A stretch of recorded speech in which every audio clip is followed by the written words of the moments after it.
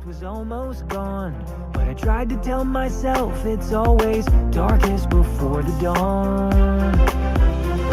And then the nightmare started, it got deafeningly loud. Every fiber in me screamed out, but I couldn't make a sound. The whirling of a vortex, a violent carousel, it sounded